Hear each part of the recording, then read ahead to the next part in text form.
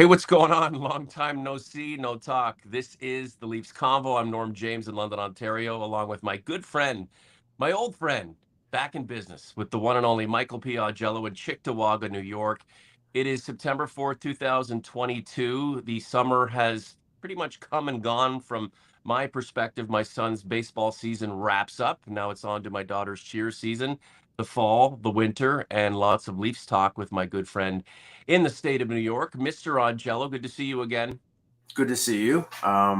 Baseball has been at the center of my summer. I went Right. to Wrigley for the first time, Comerica, Yankee Stadium. I'm probably hopefully going to get to the Rogers Center sometime this month before Mhm. they bow out of the playoffs. Uh, but And if you're making a pilgrimage to all of the parks, the crown jewel of all of MLB's baseball facilities is is Comerica. the Rogers Center. Oh yes, yes, the concrete convertible. But yeah, but yeah, I'm anxiously looking forward to training camp. The rookie tournament in Traverse City is from the 15th to the 19th, so we'll get a chance to see some rookies. Are you going? No, Traverse City, it's way too far. So I'm just gonna. And you have been banned from the state of Michigan. Well, I was just in there, so of course they banned me. They don't want me ever back again. But no, it's something that they usually will broadcast it on cable or on online. So I'll be able to check in on the Leaf games. I believe they played 3 times during the tournament, and Mhm. that'll serve as a nice precursor to the training camp. But I mean, most of the young guys who are going to be at this camp at the prospect tournament in Traverse City are Marlies or Marley prospects. I don't think, a guy like Nick Robertson's going to be at Traverse Mhm. City. I'd be surprised if he is. I think maybe he's graduated from that, but maybe a guy like Pontus Holmberg or somebody like that. We'll see. I mean, it depends on what the lineup will be, and we won't know that for a week or so. Yeah, there, there's no player who we are expecting or hoping for big things from. Who's just kind of bubbling under the surface, ready to explode. We know what the Leafs are. They could be another 110, 115 point team. They may struggle to make the playoffs. The key to the whole dynamic and the transition over the last 3 months is what's happened between the pipes, right? Jack Campbell, the beloved one, highly popular. When he was hot. When he wasn't, he was average. Couldn't backstop the team to the biggest win in recent memory. So he goes from being, the focal point and someone who's beloved to an ex-Maple Leaf. Income, a guy who's got something to prove after being, a first-round pick and number one within an organization in Ilya Samsonov. And then you have Matt Murray, couple of rings on his fingers, a guy who knows how to get it done, but who's also had some injury. So the dynamic has completely changed from that one guy to a couple of dudes, one with tenure, one who's trying to prove himself again. What say you on this change between the Maple Leafs pipes, Mike? Well, okay, let's start with the players that left. Mhm. Jack Campbell, had a chance to hit it big in free agency after making an all-star team, possibly making the U.S. Olympic team if everybody had gone to Beijing. Had 2 good years in Toronto. This is a guy who fought his way after being a first-round pick of the Dallas Stars, fought his way through the ECHL and the AHL, got to the NHL. I don't begrudge him anything. He needed to make as much money as he possibly could. Mhm. But that being said, both years he got injured. Both years he had a significant gap where he struggled. Now, in the first year, it was injury, not performance. Last year, it was performance. Maybe it was tied to injury, but we can't use And he the. wasn't terrible, Mike. He It wasn't wasn't terrible. terrible, but he wasn't terrible. But in the 2 playoff series, he was the second best goaltender in both ones Mhm. against Carey Price and against Vasilevsky. Um, he didn't lose the series, but he didn't win it for them. So he wasn't good enough. Now, the Leafs did not want to tie themselves down on a long-term extension for the type of money that he got in Edmonton, and that was $5 million a year. If they had no cap limitations, they probably would have signed him. But we know in a couple years, the contracts for Matthews and Nylander come up. The contracts for Marner and Tavares come up the year after that. They have to basically stay. They wanted a short-term solution, and they weren't going to get Campbell as a short-term fix. So they had to find options. They had to find a different option. One other thing is they had to get rid of Peter Mrazek's contract. Now, I know that a lot of people were critical of Kyle Dubas because, well, they traded a first-round pick to get rid of Mrazek, like they traded a first-round pick to get rid of Patrick Marleau. They moved down, I think it was 12 slots. Now, they traded out of the lower first round and they got into the high second round. And, there were players that were picked in between the 25th pick and Fraser Minton in the second round that maybe had better chances to be prospects. But that's the price you pay for making a mistake. And they got rid of 2 years at $3.8 million and at what I think was a pretty reasonable price. So they cleared out Mrazek and they opted not to sign Campbell. And Campbell may be successful with Edmonton. He's an upgrade for Edmonton because their goaltending was hideous. But with the Leafs, their situation was they could not spend that kind of money, and they didn't really know, what they had because Campbell just was, I think, at times was inconsistent and didn't come up big in games, 6 and 7 against Tampa Bay. So that being said, yeah, what is the tactically? What is the right thing to do? Because we've been wrestling with it as fans for the last several years. Have one guy and have someone come in and off-spell a little bit of time, but have that one guy be the guy, or have a platoon, have a tandem, have two guys who are internally battling, but producing on behalf of the organization in a beneficial way, helping the team get to where it wants to go. Well, with Murray and Samsonov, right from the get-go, can we just say that, look, where Murray is and how he is and what he's trying to do and with injuries that he's had and obviously how decorated he is, with this guy who wants to prove himself again, who really shouldn't be a reclamation project 3 years in and being a first-round pick, these two guys, just let them balance each other out as opposed to saying, well, the two are going to fight for the job. One will get the opportunity, and we'll kind of keep going over this throughout the season when really from the very beginning, what the hell is wrong with having a tandem, two guys, with relatively equal caliber, producing on behalf of the team? I mean, what's the harm in that? The harm in that is the fact that you need one goalie in the playoffs and not two. Now, during to get through 82 games of the regular season, I think teams are opting, especially now in the era of load management, that they're going to opt for, say not a 50-50 split, but maybe 50 to 32 games, something like that.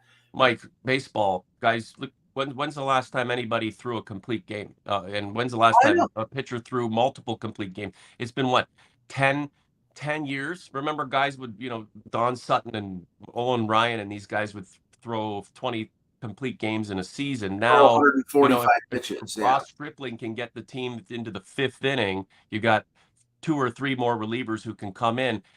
Don't you think that the process for goaltending, keeping these guys healthy, the longevity, keeping these guys up to speed, you might want to think of the same kind of thing?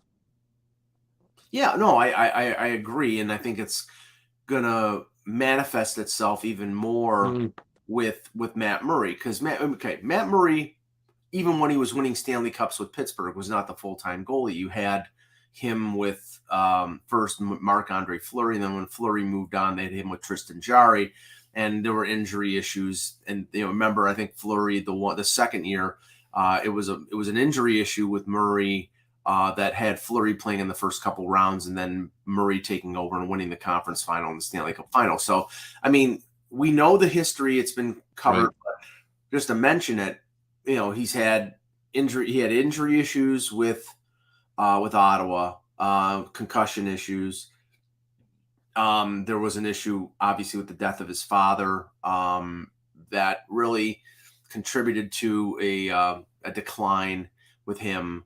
And then the organization soured on him, and that was the thing. They were locked in with Matt Murray for 2 more years at over $6 million. He was being paid as one of the top 5 or 6 goaltenders in the league. And the thing is, it's like if you can get a Jakob Markstrom, or you can get Igor Shesterkin, or one of these guys who can play 60 games, any organization wants those guys. But the reality is, right now, with most goaltenders out there, they're going to play at the most 50 games, and the backup's going to play 30 to 35 games. So with Murray, I think the intent here is to keep him healthy, and to balance things out, not overwork him. It's not simply going to be that Ilya Samsonov is going to play the second of back-to-back games, and that's going to be it. I think this is a solution for 2 years with Matt Murray. They want, I think they want to clear his head. They want to make sure he's as healthy as possible, and they're going to load manage the shit out of him. I think really that's what's going to happen. Now, I think they lucked out with Samsonov, because Samsonov has got a lot to prove. And he's not Michael Hutchinson, right? No. He can bear the load if he has to. No, and he played well. He played well for Washington in their first round series against Florida. He was the go-to guy. They went to, there didn't seem to be any overriding confidence in Washington to give him the number one job. They always, there was Braden Holtby at a time, and then they brought in Vitek Vanacek, and they decided that they were going to go with a tandem. But when they went to the playoffs last year, they chose Samsonov. And I thought he played well. Now he lost in 6 games to a team that they were the big underdog to, but they didn't qualify him, because the qualifying offer would have been, I think, around $3 million. And they decided to just let him go. They went out and they signed Darcy Kemper, so they wanted more stability in goal, and they weren't sold on Samsonov. Samsonov now signs with the Leafs with $1.8 million.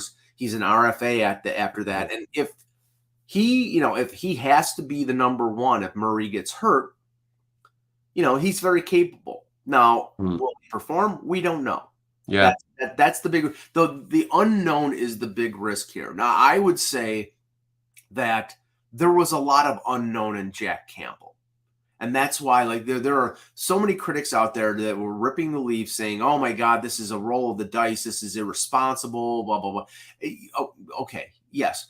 I think I'm probably one of the few people out there, and believe me, I've had people shake their heads. I've had at me saying, I think their goaltending situation is better this year than it was last year, because Campbell at the beginning of the year, October and November, he was one of the best 2 or 3 goaltenders in the league. And after that, his save percentage was under 900, and he did not come up big in the playoffs.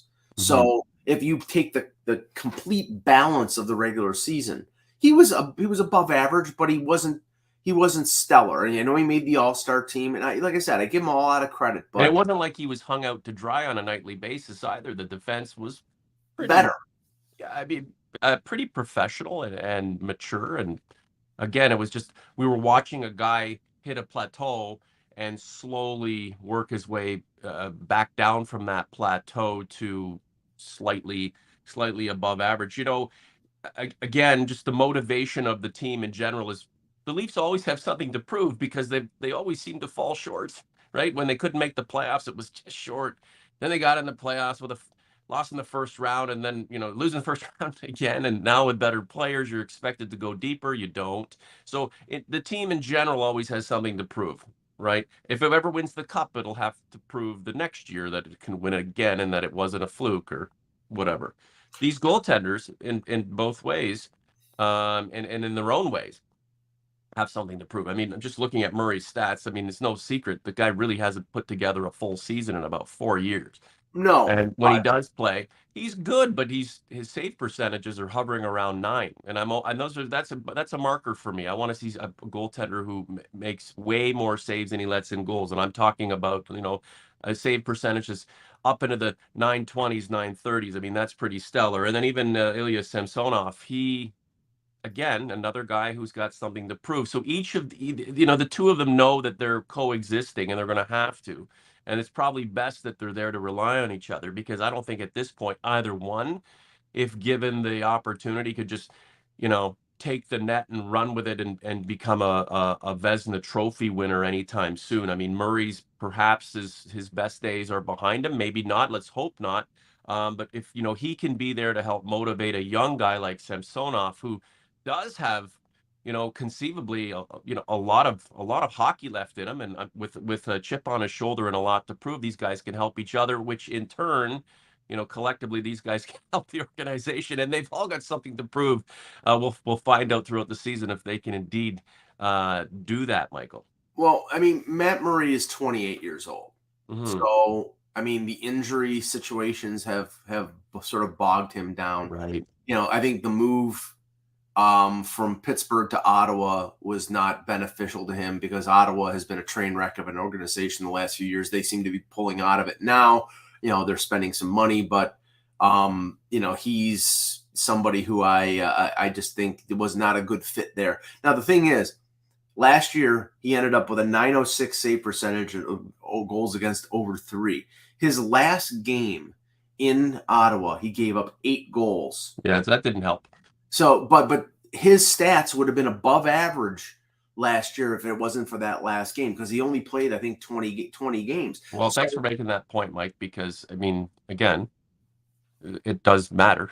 Yeah. So he got sent down to Belleville. He came back and he played really well, and then he got hurt again. And I don't know if he got hurt before the Arizona game and he tried to tough his way through it, or he got hurt during the game, right? Whatever. But it skewed his stats. Now, that being said, okay, what do the Leafs have to look forward to here?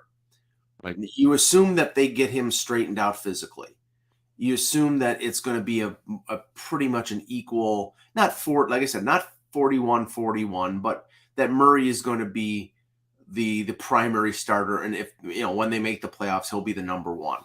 Mm-hmm. If Murray gets hurt, Samsonov has been a number one, has played significant games in the NHL. It's not like last year where they have to rely on Mrazek, who was basically a tandem goalie. And then once he got hurt, you had to go to Eric Shalgren, who hadn't played in the NHL. The one thing about the Leaf organization going into the season is I think the depth of the goaltending, in case somebody gets hurt, is better than it's been in the last few years. Now you've got, as your number 3, you've got Shalgren, who got a taste of the NHL. As your maybe number 3 or 4, you've got Joseph Woll, who they signed to a 3-year extension. Mm. Now he, I believe, is going to have to clear waivers to go down to the Marlies. Who's Dennis Hildeby? Dennis Hildeby is the kid that they drafted in the 4th round in this draft. He's an overager. He's 20 years old. Interesting story. He's 6'7". He had a growth spurt in like the last 2 or 3 years. That from like 6 foot to 6'7", and he had to have double hip surgery because the tendons, I think it was not sort of the labrum, but the tendons were, they didn't expand enough. He was having health issues because he had such a growth spurt. So he had surgery, came back, and he played great in a really short span for Färjestad in the SHL. He's 20 years old. He's going to play in Sweden this year and then probably come over. So they've got him. They've got Akhtiamov, the Russian goaltender, Peksa, the Russian goaltender. So they've got they've got like 7 goaltenders in the or 3 prospects, 2 minor leaguers in the pipeline. Right. Now that's necessary, and I think they're taking the shotgun approach and hoping that one of these guys turns out. But in the end, right now, and I think we realize, and I said this, Kyle Dubas was going to survive last season, even if they lost in the first round.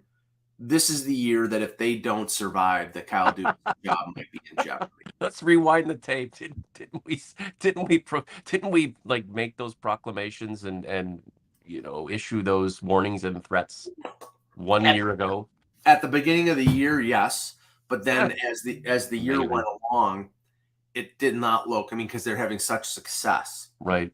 that did not look like there was a case that even if they fell short in the playoffs, that they were going to fire Dubas. And Dubas, I mean, agree or disagree, he's sticking with his guns. If it was me, I would have traded William Nylander the last couple of years, because I think you need to sort of change and differentiate the aspect of this team from high skill to more of a broad spectrum. Mm-hmm. They're not going to do that. They're going to stick with their core four. They've added veteran players. They've added some, and we'll talk about defensive forwards in the next couple of weeks. But goaltending wise, I think they didn't want to spend, they're getting Matt Murray for 2 years at under $5 million, whereas they were going to have to spend 5 years, $5 million for Campbell. And I don't think that was ever on the table for the Leafs to sign Jack Campbell to a long-term extension. They never offered it. It was never going to happen. Mm-hmm. And, now he's in Toronto East. He's in Edmonton, where all the other ex-Leafs go to die. If we think we've got problems, so do the Oilers. But again, they got pretty deep, and it was high time, especially with the best player on the planet as the focal point of that organization. I know we'll talk about the defense next week, but just looking at it right now, especially for two guys who might be a little bit on, goaltenders who will be on eggshells and pins and needles and wanting to prove themselves, they're going to need all the support they can get from the backcourt. And I'll tell you right now, like, this Leafs defensive unit doesn't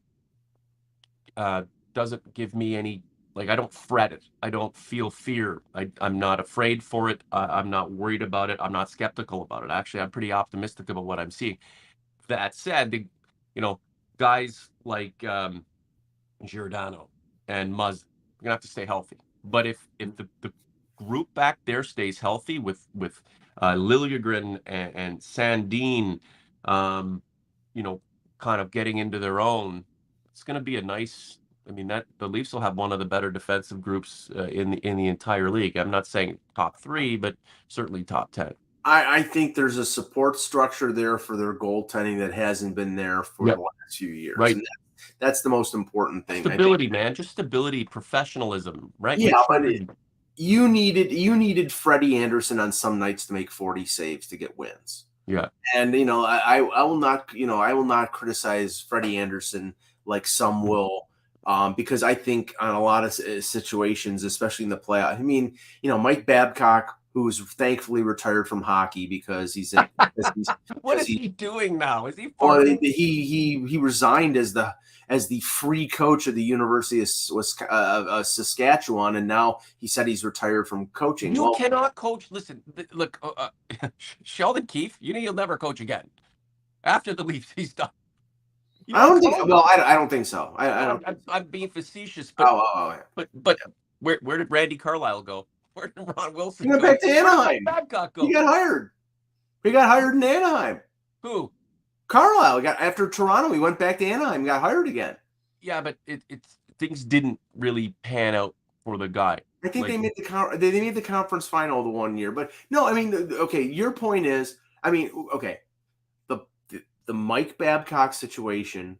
Right, and we're digressing here, so yeah, no, but it's just touch on it quickly, because the news came out about a month ago that Babcock was, after Tortorella gets another job, after, all these different, Jim Montgomery gets a job in Boston. There was not even a peep that Babcock was in the mix, and the reason is because Babcock made himself a pariah in this league by the way that he treated players in Toronto, the situation with Mitch Marner. His power wielding situations where, like, I'm not going to play Frankie Corrado because Lou Lamoriello picked him up. He was a megalomaniac as a coach and didn't get the results. So if you get the results, maybe you have being like, it was like Brian Burke, right? Being in Toronto went to his head, and went to his head too. I mean, we all overvalue the biggest market in hockey and all that. Forget all that shit. I was into that when I was in my 20s and 30s. Now it doesn't matter. Right? when you're given the highest salary in coaching, Right. when you're given $50 million on 8 years, it can go to your head. And Babcock maybe thought he was general manager and coach. He wasn't. That was the reason they brought Lou Lamoriello in, because they didn't want Babcock to push Hunter or Dubas around. And in the end, he forced them to do moves that they didn't want to do, like sign Patrick Marleau. And he didn't get the results, and he got fired. Mm-hmm. And now, he's never going to coach in the NHL again. And I don't think anybody is regretting the fact that we're not going to have to hear, Mike Babcock's sermon from the Mount that he like when his pronouncements in the post game situations. So I mean, But we weren't expecting when he came, it was such a big deal, right? Because we were looking yeah, for acceptance.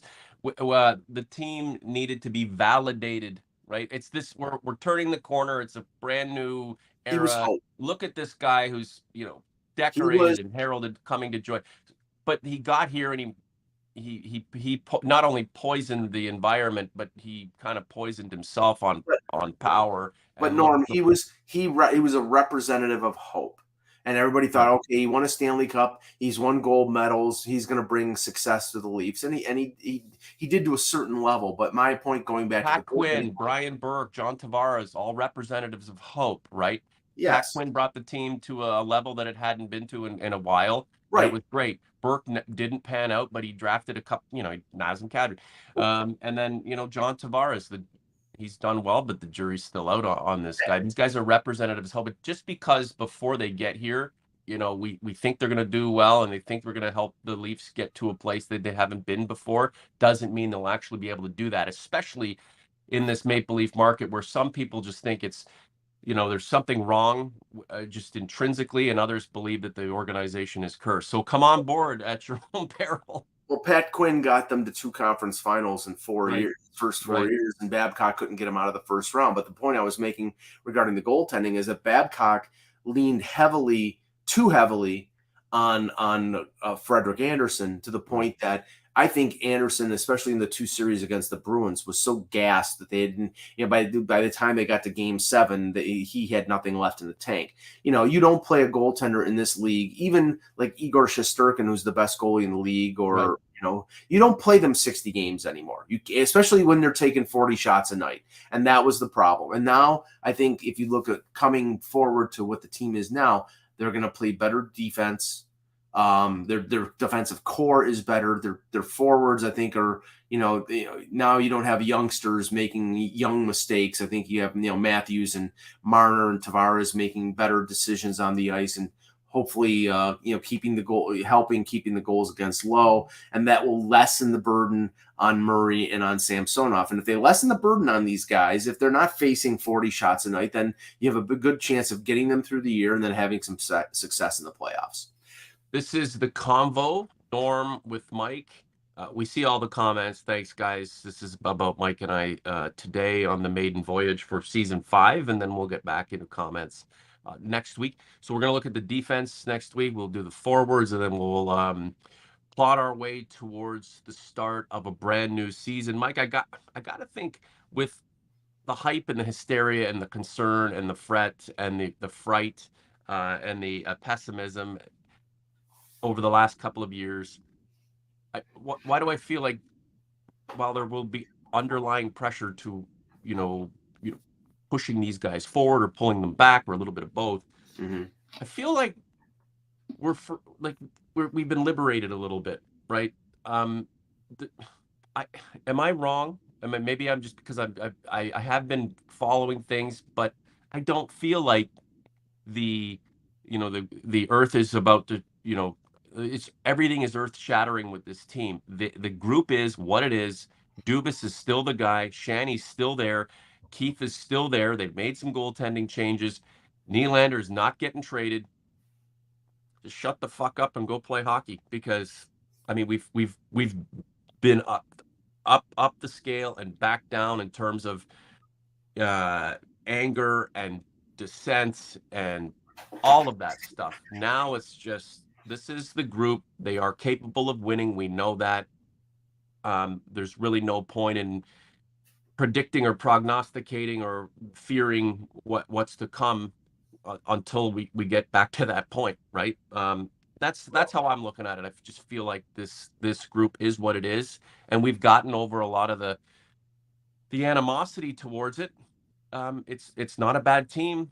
Just got to go out and do the job. Last word to you. See, I think that, what you're saying is right in the present. When we get to October 9th or whatever an opening night is, and if they lose a couple games and Matt Murray doesn't look good, then you're going to see Right. people starting to like lose their minds. I think that the angst is still there. I think there's a sort of a wait and see approach. I think there are some people out there think Matt Murray is going to be good and hopefully stay healthy. There's some of the people that think that there was a mistake to move away from Jack Campbell. I mean, it's going to play out. I mean, if a weekend, see, Exactly. if Matt Murray gets hurt in his first start like Peter Mrazek did last year, then everybody's going to be going cuckoo for Cocoa Puffs. So we'll see. But I think I don't sense a great deal of optimism or pessimism Yeah. right now because Exactly.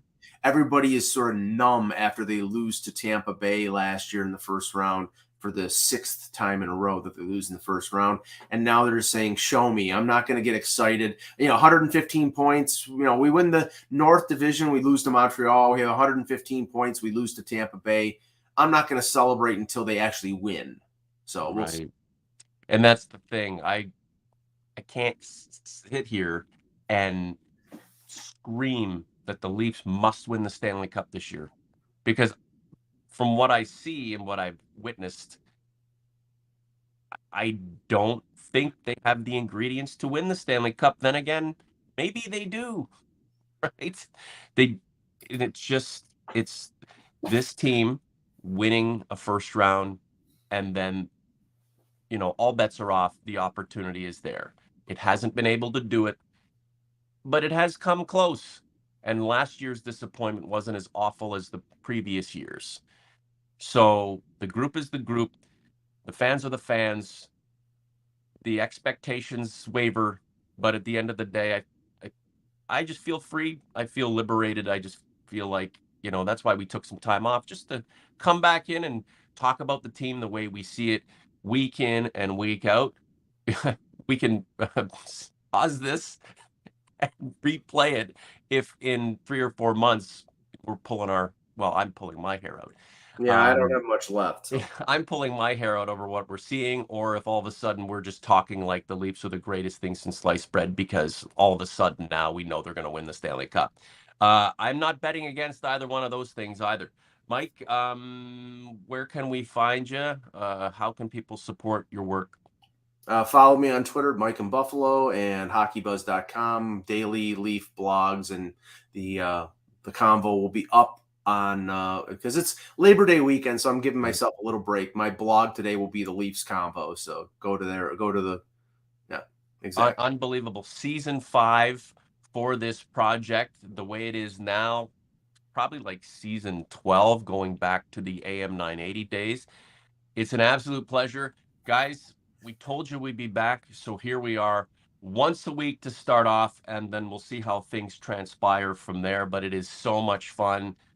Hockey is on its way, and Mike and I will be all over it. So for Mr. A, I'm Norm. See you next week. Welcome back.